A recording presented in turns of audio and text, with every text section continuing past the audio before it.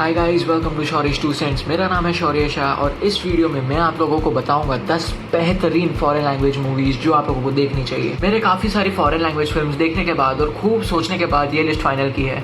List शुरू करने से पहले मैं आप लोगों को बता देता हूँ कि इस लिस्ट में कोई इंडियन फिल्म्स और इंग्लिश लैंग्वेज फिल्म्स इंक्लूडेड नहीं है, क्योंकि इन सारी लैंग्वेजेस की फिल्म्स आप सब लोग काफ़ी बार देख चुके होंगे। लेकिन इस लिस्ट का उद्देश्य है आपके सामने ऐसी फिल्में रखने का जिसके बारे में आपने नहीं सुना होगा, और अगर सुना भी होगा तो शायद देखी नहीं होगी।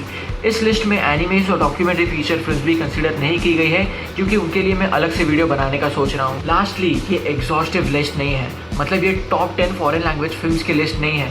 ये सिर्फ ऐसी फिल्म्स हैं जो ओवरऑल एक्स्ट्राऑर्डिनरी है। जैसे मैं और फॉरेन लैंग्वेज फिल्म देखता जाऊंगा और जैसे ऐसी फिल्म्स मुझे इंस्पायर कर दी जाएगी, वैसे वैसे मैं एक और अपडेटेड वीडियो ज़रूर बनाऊंगा with more 10 foreign language films to watch before you die. फिलहाल बात करते हैं इन 10 फॉरेन लैंग्वेज फिल्म्स के बारे में।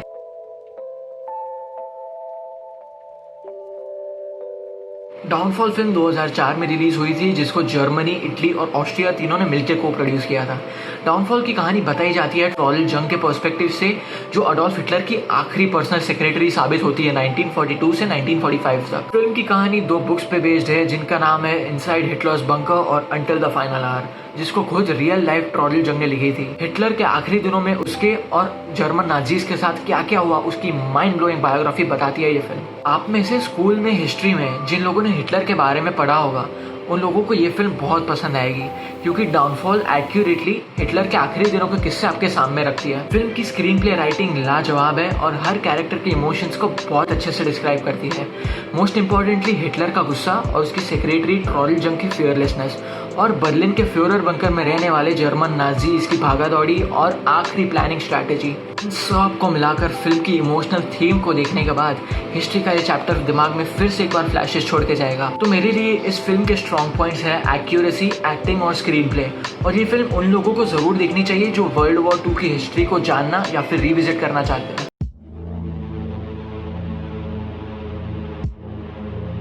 अगर इन 10 फिल्म्स की लिस्ट में कोई सबसे अंडररेटेड फिल्म है तो वो है द प्लेटफॉर्म।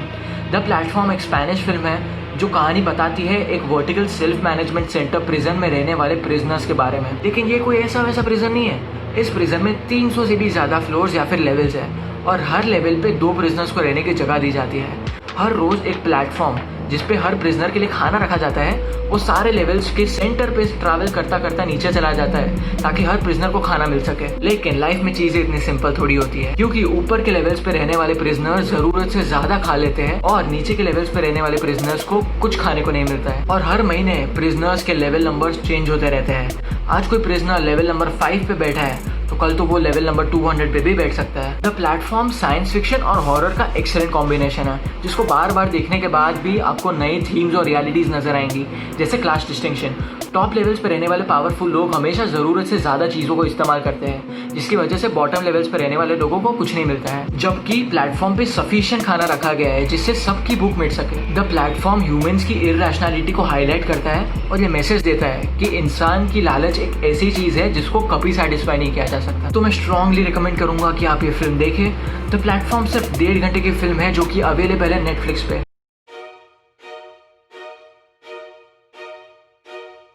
2019 में बॉलीवुड में एक फिल्म रिलीज हुई थी जिसका नाम है बदला, जिसमें अमिताभ बच्चन, तापसी पन्नू और अमृता सिंह ने परफॉर्म किया था। फिल्म को काफी प्रेज मिली थी और केवल 10 करोड़ के बजट में फिल्म ने 130 करोड़ से ज्यादा बिजनेस किया था। मैंने बहुत लोगों को सुना है ये बोलते हुए कि Badla is one of the best original suspense thriller films that Bollywood has ever produced. Badla film अच्छी जरूर थी, no doubt, but it was not original by any stretch of imagination. 90% से ज्यादा बदला को सीन बाय सीन अडॉप्ट किया गया है एक स्पेनिश फिल्म से जिसका नाम है द इनविजिबल गेस्ट।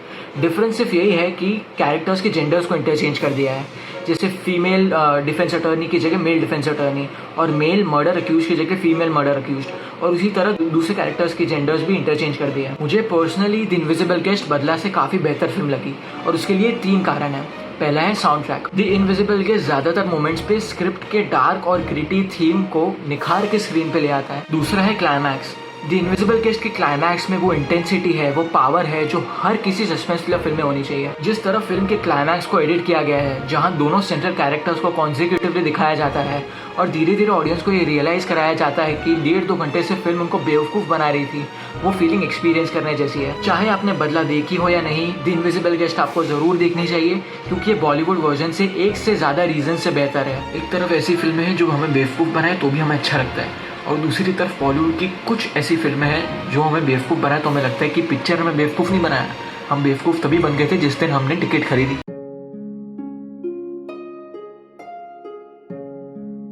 लेबनन ने 1998 में पहली बार अपनी फिल्म ऑस्कर्स में सबमिट की थी, और तब से लेकर आज तक उन्होंने सिर्फ 15 बार अपनी फिल्म सबमिट की है, और उसमें से 2 बार ऑस्कर्स के लिए नॉमिनेट हो चुकी है। And one of them is Capernaum. Capernaum जो शब्द है वो एक पुरानी हिब्रू टाउन से लिया गया है जो 7 सेंचुरीज के भीतर बनाया और डिस्ट्रॉय कर दिया गया। फिल्म की कहानी शुरू होती है बेरूत के स्लम्स में, जहां 12 साल का लड़का जैन जेल में 5 साल की सजा काट रहा है क्योंकि उसने एक इंसान को मारने की कोशिश की। नहीं, ये कोई मर्डर मिस्ट्री फिल्म नहीं है, ये एक ड्रामा फिल्म है जिसकी खास बात है कि वो जिस तरह के टॉपिक्स और थीम्स को एक्सप्लोर करता है वो बहुत ग्राउंडेड और असलियत से एकदम करीब है।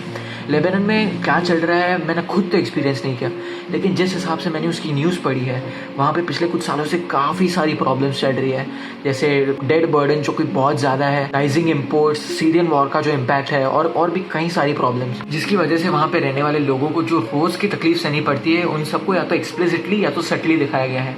जैसे पॉवर्टी है, चाइल्ड मैरिज, इलीगल इमिग्रेशन, वहाँ पे रहने वाले लोगों का माइंडसेट। फिल्म का एक बहुत इंटरेस्टिंग फैक्ट ये है कि उसमें जो एक्टर्स जिनको कास्ट किया गया है वो सारे रेफ्यूजीज थे, और उसमें से कई सारे इलीगली वहाँ पे रह रहे थे। फॉर एग्जाम्पल फिल्म का लीड एक्टर जो है ज़ैन अल राफिया, वो खुद एक सीरियन रेफ्यूजी था जिसको पढ़ना लिखना तक ढंग से नहीं आता था, और शायद इसी वजह से सारे कैरेक्टर्स की एक्टिंग इतनी नेचुरल लग रही थी, क्योंकि वो एक्ट कर ही नहीं रहे थे, वो फिल्म से पहले भी वैसी जिंदगी जी रहे थे जैसे कि फिल्म में जी रहे थे। नदीम लबाकी ने फिल्म की बहुत अच्छी डायरेक्शन की है, और क्लियरली पता लगता है कि उनको लेबनान की कंडीशंस के बारे में बहुत जानकारी थी, और फिल्म की सिनेमाटोग्राफी इसी विजन को फिल्म की स्क्रीन पे लेकर आती है। कफरनहूम जो है वो मिडिल ईस्ट की हाईएस्ट क्रॉसिंग फिल्म है जिसने $65 मिलियन से भी ज्यादा का बिजनेस किया था globally. This is what makes the film worth watching.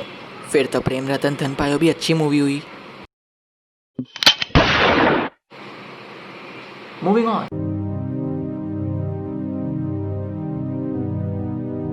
South Korea की फिल्म इंडस्ट्री मेरे लिए बहुत खास है, क्योंकि उनकी हर एक फिल्म की एक अपनी ही यूनिकनेस होती है और एक डिफरेंट फील होती है जो आपकी नज़र हमेशा स्क्रीन पर टिकाए रखती है। ऐसी ही एक फिल्म 2003 में रिलीज हुई थी जिसने कैन फिल्म फेस्टिवल में ग्रैंड प्री अवार्ड जीता था, जो कि 2nd प्राइज है। ओल्ड बॉय के पहले सीन से ही आपको प्लॉट के सबसे इंपॉर्टेंट पॉइंट पे ला दिया जाता है। डेसू एक बिजनेसमैन है जिसको एक रात अचानक किडनैप कर लिया जाता है और एक कमरे में कैद रखा जाता है। उससे कोई ह्यूमन कांटेक्ट नहीं रखता, और देखते ही देखते 15 साल बीत जाने के बाद उसे छोड़ दिया जाता है। किडनैपर डेसू को 5 दिन का समय देता है ये ढूंढ निकालने के लिए कि उसे किडनैप करने की वजह क्या हो सकती है।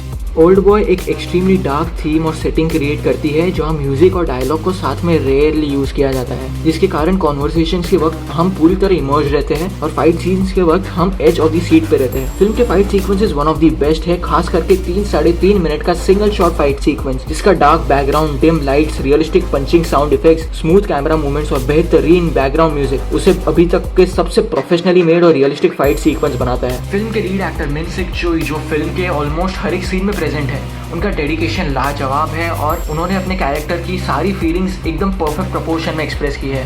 फिल्म में एक सीन है जहां मिन सिक चोई एक लाइव ऑक्टोपस को खाते हैं। Can you believe that? Lastly film की स्क्रीन प्ले अपने विलन को स्ट्रॉन्ग मोटिव और पर्पस प्रोवाइड करती है, और विलन ने जो किया वो क्यों किया उसका अच्छा खासा कॉन्टेक्स्ट भी दिखाया गया है। क्लाइमैक्स को परफेक्टली डिलीवर करने के लिए फिल्म के सारे इवेंट्स का इक्वल इंपॉर्टेंस है, ताकि फिल्म बिल्कुल भी ड्रैग नहीं करती है और बिना एक भी शब्द कहे सिर्फ म्यूजिक के दम पे सबसे बड़ा सस्पेंस रिवील करती है। मेरे हिसाब से ओल्ड बॉय अर्ली 2000s की सबसे well made suspense thriller film है। इसका अंत बहुत सैड और अनप्रेडिक्टेबल है, जो शब्दों में बयान ही नहीं किया जा सकता।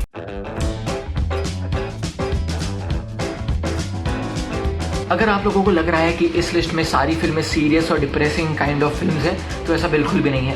द इनटचेबल्स 2011 में रिलीज होने वाली कॉमेडी ड्रामा फिल्म है जो कहानी बताती है 2 कंप्लीटली ऑपोजिट पर्सनालिटीज के बारे में, फिलिप और ड्रेस। फिलिप पैसे वाला बंदा है जो एक प्राइवेट होटल ओन करता है, लेकिन कुछ साल पहले वो एक पैराग्लाइडिंग एक्सीडेंट में अपने दोनों हाथों और पैरों का कंट्रोल और सेंसेशन गंवा देते हैं। दूसरी तरफ ड्रेस के पास कोई खास जॉब नहीं है और अपनी जिंदगी वेलफेयर बेनिफिट्स पे गुजारता है। इन सब के बावजूद फिलिप ड्रिस को एक लिव इन केयर गिवर के तौर पर सिलेक्ट कर लेता है, क्योंकि ड्रिस सारे एप्लीकेंट्स में से अकेला बंदा था जो फिलिप को वैसे ही ट्रीट करता था जैसे वो कोई नॉन पैरालाइज्ड इंसान को ट्रीट करता था, without any pity. Throughout the 2 hours Philip और ड्रिस की केमिस्ट्री फिल्म को जोड़ के रखती है। फिल्म की राइटिंग जेन्युइनली ह्यूमरस है और स्लैपस्टिक ह्यूमर बिल्कुल भी नहीं है, और दोनों कैरेक्टर्स इस ह्यूमर को अच्छे से स्क्रीन पे ले आते हैं जो ऑडियंस को आसानी से रोक नहीं पाएंगे। स्पेशली ओमार सी जो ड्रिस का कैरेक्टर निभाते हैं और शुरुआत से ऑडियंस का फेवरेट कैरेक्टर बन जाता है। इनटचेबल्स एक रियल लाइफ स्टोरी पे बेस्ड है, जिसका सबसे स्पेशल इंग्रेडिएंट है कि वो अपनी कैरेक्टर्स की पास्ट की खामियों को भुलाकर प्रेजेंट में रखी हुई खुशियों को हाईलाइट करती है और हम सबके लिए एक ब्यूटीफुल मैसेज छोड़कर जाती है कि अगर दो लोगों को एक दूसरे के लिए म्यूचुअल रिस्पेक्ट है और एक दूसरे के साथ सुख दुख की बातें खुल के शेयर कर सकते हैं, तो उनके लिए क्लास डिस्टिंक्शन और डिफरेंट बैकग्राउंड जैसी टर्म्स एग्जिस्ट ही नहीं करती।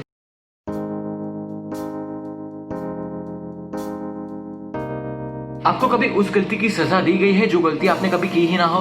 मैं दावे के साथ कह सकता हूँ कि आपका जवाब होगा हाँ। लेकिन आप पे किसी ने कभी इतना सीरियस एक्यूजेशन डाला है कि वो कभी वापस ही ना खींच सके? ऐसा ही कुछ हुआ है इस फिल्म में। द हंट के लीड रोल में है मैड्स मिकेल्सन। अगर आप मार्वल फैन हैं तो आप इन्हें कैसिलियस के नाम से जानते होंगे, जिन्होंने डॉक्टर स्ट्रेंज में नेगेटिव रोल निभाया था। लूकस एक प्री स्कूल टीचर है जिसका डिवोर्स हो चुका है और वो अपने बेटे मार्कस से भी काफी कम बार मिलते हैं, लेकिन ग्रेजुअली सिचुएशन सुधरने लगती है जब भी वो नई रिलेशनशिप शुरू करते हैं और उनका बेटा मार्कस भी उनसे मिलने आने लगता है। लेकिन ये सब कुछ सिर्फ एक पर्दा होता है जिसके पीछे लूकस की पूरी जिंदगी सिर्फ एक झूठ की कीमत पे गवा दी जाती है, और ये झूठ लूकस के खास दोस्त की बेटी के मुंह से निकलता है जब भी वो लूकस के खिलाफ एक सीरियस एक्यूजेशन डालती है। फिल्म के सेकंड हाफ में एक चर्च सीन है जहाँ पे लूकस क्रिसमस ईव के दिन चर्च में आके बैठते हैं। फिल्म के उस पॉइंट तक उन्हें सोसाइटी की तरफ से सारी नेगेटिव फीलिंग्स मिल चुकी है, hatred, anger and even violence just on the basis of a false serious accusation। जिस तरह मैड्स मिकेल्सन अपने कैरेक्टर की हेल्पलेसनेस स्क्रीन पे दिखाते हैं, उनकी बॉडी मूवमेंट्स और फेशियल एक्सप्रेशंस इतने इमोशनली पावर्ड है कि आप उन पे तरस खाने के अलावा और कुछ भी नहीं कर सकते। मुझे फिल्म की स्क्रीन प्ले और खास करके फिल्म का क्लाइमैक्स इतना इसलिए पसंद है क्योंकि वो उस चीज पे फोकस नहीं करती कि लूकस गिल्टी था या नहीं। वो फिल्म आपको पहले से ही बता देती है दैट लूकस इज नॉट गिल्टी, लेकिन फिल्म इस चीज पे फोकस करती है कि एक बार किसी इंसान पे एक्यूजेशन या फिर आरोप लगा दिया जाए, उसके बाद लोगों के दिमाग में उस इंसान के लिए एक परमानेंट या फिर जिंदगी भर के लिए थप्पा लग जाता है। उसके बाद चाहे वो इंसान गिल्टी प्रूव हो या नहीं, वो इममटीरियल हो जाता है। कहने के लिए तो बहुत कुछ है, लेकिन ये फिल्म आपको इतना इमोशनली ड्रेन कर देती है कि फिल्म खत्म होने के बाद आप सोसाइटी को और उसकी वैल्यूज को इवैल्यूएट करना शुरू कर दोगे। इस फिल्म की एक खास लेकिन उतनी ही डरावनी बात यह है कि ये फिल्म एक अनकन्वेंशनल सब्जेक्ट मैटर को हाईली पॉसिबल बना देती है, and definitely it's scary because ये चीज किसी के साथ भी हो सकती है।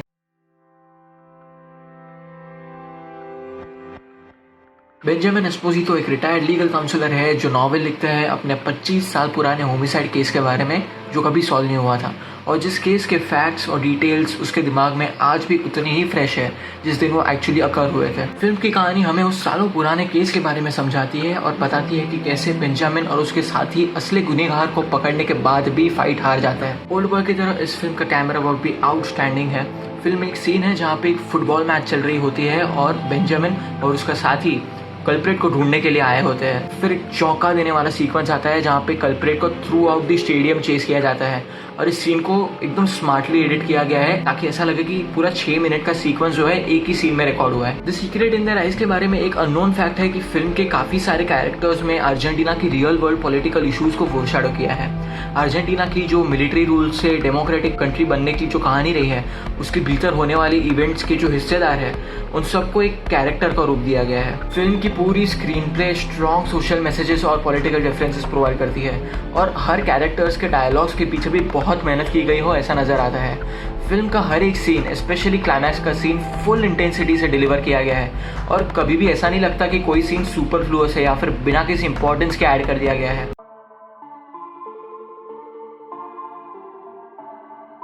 पैरासाइट यानी एक ऐसा ऑर्गेनिज्म जो एक दूसरे होस्ट ऑर्गेनिज्म के रिसोर्सेज पे जीता है at the expense of the host organism. Film में पैरासाइट है द किम्स जो कि एक सेमी बेसमेंट अपार्टमेंट में रहते हैं, और उनके होस्ट है the rich and wealthy park जो एक बड़े से घर में रहते हैं। जैसे ही उन्हें एक अपॉर्चुनिटी मिलती है वैसे ही किम कीटेक और उसका परिवार पार्क्स को डिफ्रॉड करने और बेवकूफ बनाने के लिए एक माइंड ब्लोइंग गेम खेलते हैं। लेकिन गेम सिर्फ इन दोनों तक सीमित नहीं होती है। मेन स्टोरी में इससे ज्यादा मैं आपको कुछ नहीं बता सकता क्योंकि स्पॉइलर हो जाएगा। ये साल ऑस्कर्स के लिए हिस्टोरिक मोमेंट था क्योंकि पहली बार एक foreign language film best picture का ऑस्कर जीत के गई है। फिल्म शुरू होती है कॉमेडी ड्रामा जॉनर से, उसके बाद कुछ एस्पेक्ट्स हॉरर फिल्म के भी इंक्लूडेड है और आखिर में suspense thriller genre front seat पकड़ लेता है। ऑल इन वन फिल्म है, it's a full package. Parasite last distinction को सबसे क्रिएटिव तरीके से स्क्रीन पे प्रेजेंट करती है और फिल्म को एकदम ध्यान से देखने पे समझ आता है कि फिल्म के डायरेक्टर बॉन्ग जून हो ने कितने सटल रेफरेंसेस इंक्लूड किए हैं जो रिच और पुअर इंडिविजुअल्स की मेंटालिटी को कॉन्फ्लिक्ट में लाता है। फिल्म की स्क्रीन प्ले हर एस्पेक्ट में यूनिक है और इतने सारे जॉनर्स को आसानी से हैंडल कर लेती है और जॉनर्स में ट्रांजिशन भी वेल पेस्ड है जो काफी सारे मोमेंट्स पे ऑडियंस की सांसें रोक लेती है। हर कैरेक्टर को चमकने का मौका दिया गया है और हर कैरेक्टर को कंसिस्टेंटली मेन स्टोरी में इंट्रोड्यूस किया गया है। फिल्म के डायलॉग्स में फोरशैडोइंग और आयरनी के बहुत सारे एक्सीलेंट एग्जांपल्स हैं जो आपको एकदम ध्यान से देखने पे समझ आए। किम कीटेक और उसकी फैमिली जिस हिसाब से स्ट्रेटेजाइज करती है पार्क्स को डिफ्रॉड करने के लिए, स्पेशली उन सीन्स में फिल्म की एडिटिंग आउटस्टैंडिंग है जो दिखने में फ्लॉलेस तो दिखती है लेकिन शायद उतना ही मुश्किल हुआ होगा उन सीन्स को एडिट करना।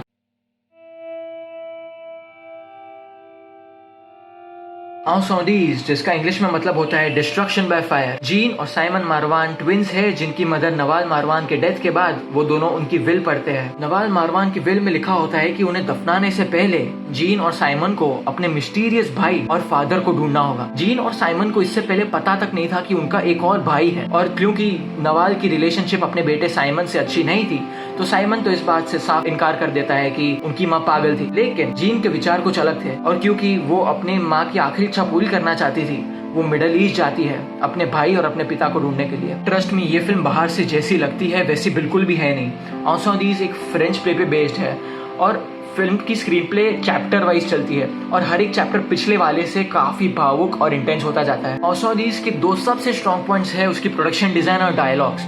वॉर लेबनान में जी रही नवाल मारवान की कहानी बहुत इंटेंस है जो ऑडियंस को हमेशा एज ऑफ द सीट रखती है ये डर में कि कहीं उनके कैरेक्टर को कुछ हो ना जाए। मैं पर्सनली सोच रहा था कि ये फिल्म में सिर्फ और सिर्फ ड्रामा होगा और कुछ नहीं, लेकिन स्कूल की साइंस टेस्ट को साइड में रख दे तो आज तक मैं इतना गलत कभी नहीं हुआ। तो ये थी मेरी list of 10 foreign language films to watch before you die. Wide range of genres से फिल्म को सिलेक्ट करके लिस्ट में डाला गया है और आपने अगर ऑलरेडी कोई फिल्म देख ली है तो कमेंट सेक्शन में अपने थॉट्स लिखिए and don't forget to subscribe to Shaurya's 2 cents. Thank you and bye.